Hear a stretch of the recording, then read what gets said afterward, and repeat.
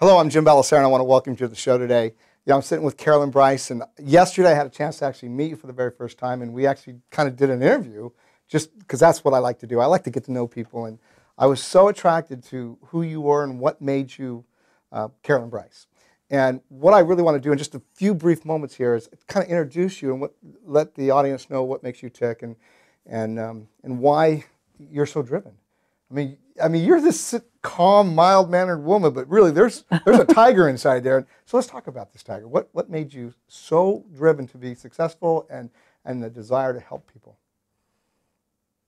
I think early on entrepreneurial thing that I developed was like Robert Kiyosaki, when he was trying to make money out of melting lead, and I had all these little entrepreneurial ventures and so forth. And I love inspiring other people to do the same kind of thing. So anytime I've found something that really works for me, it's just super to share it with others. So are you saying from the time you were a little girl that you've been an entrepreneur? You've had that Yeah, spirit? I think I was, really. I was the richest kid in Texas, making as a telemarketer for my stepfather. Is it really? When I was like 12 years old. So you were a telemarketer when you were 12 years old? Yes, I was. I bet you probably were one of the richest kids at 12 years old then. You actually had a job. Wasn't there any child labor laws? I don't think back then they really enforced that. And he paid really well. And when he tried to cut the commissions in half, I said, okay, I quit. What happened then? Well, then he decided to pay me what.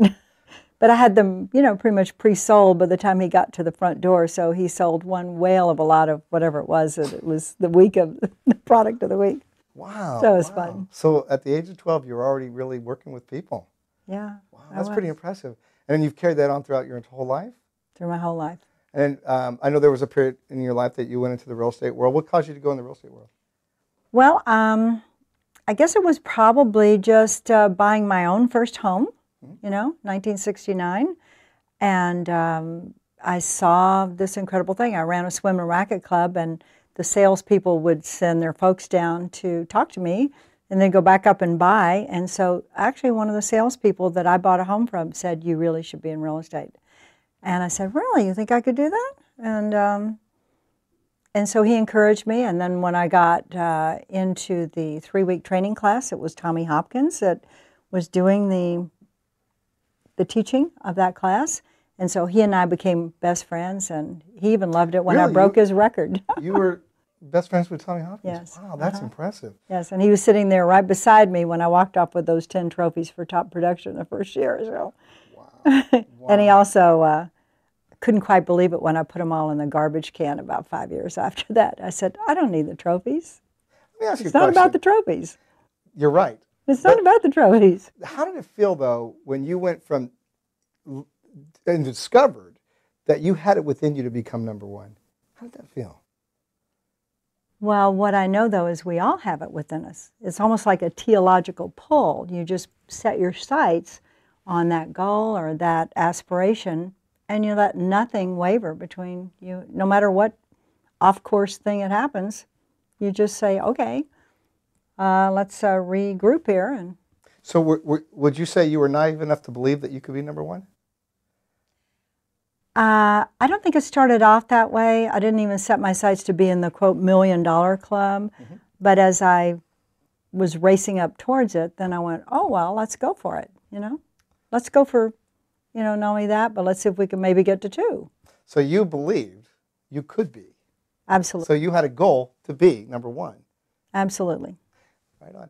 That's fantastic. Well, I just want to give you a compliment here and then kind of wrap this thing up. But, there's a lot of people out there that, they have this desire. They believe that one day that they could be somebody. And then they let life get in the way and they let the struggles of life destroy their belief mechanism and beat them down to the point where they emotionally give up and they verbalize that to other people as well. And I'm sitting next to somebody who started out in life as a young girl who had desires, and you continue that process. And here you and I, because you admitted your age, sort of.